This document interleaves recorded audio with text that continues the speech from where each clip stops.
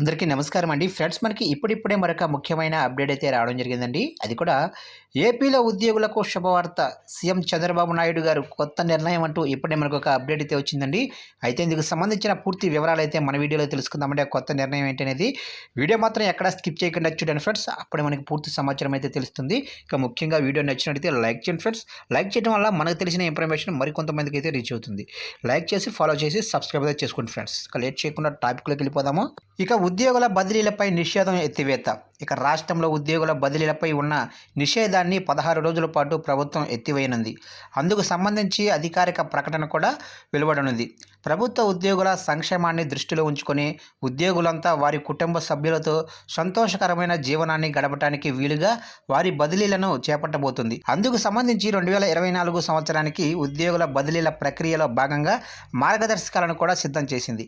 ఇక 13 విభాగాల్లో బదిలీలపై ఉన్న నిషేధాన్ని ఆగస్టు 31వ తారీఖు వరకు సడలింపునిచ్చింది. ఇక తద్వారా ఉద్యోగులంతా తాము కోరుకున్న ప్రాంతాలకు బదిలీలపై వెళ్లే వెసులుబాటును కల్పిస్తున్నట్లు ప్రభుత్వం తెలిపింది. ఇక 2024 జూలై 31వ తేదీ నాటికి ఒకే ప్రాంతంలో 5 ఏళ్లకు పైగా పనిచేస్తున్న ఉద్యోగులు తప్పనిసరిగా బదిలీ చేయనున్నారు. అలాగే ఇతర ఉద్యోగులు కూడా పరిపాలనాపరమైన అవసరాలతో పాటు వ్యక్తిగత అభ్యర్థనపై కోరుకున్న ప్రాంతానికి బదిలీపై వెళ్ళవచ్చు. ఆ దిశగా ప్రభుత్వం విధి విధానాలను కూడా ఖరారు చేసింది. అదేవిధంగా దృష్టిలోపం ఉన్న ఉద్యోగులు, గిరిజన ప్రాంతాల్లో పనిచేసే వారికి 2 ఏళ్లకు పైగా పనిచేసిన బదిలీపై వెళ్లేందుకు అవకాశం కల్పించింది. అలాగే వికలాంగుల నిబంధనల ప్రకారం 40% అంగవైకల్యం ఉన్న పత్రాలను సమర్పించాలి. అలాగే మానసిక వికలాంగులైన పిల్లలను వైద్య సౌకర్యాలు అందుబాటులో ఉన్న ప్రదేశానికి వెళ్లేలా ఉద్యోగులకు బదిలీల ప్రక్రియలో వెసులుబాటు కల్పించబోతుంది.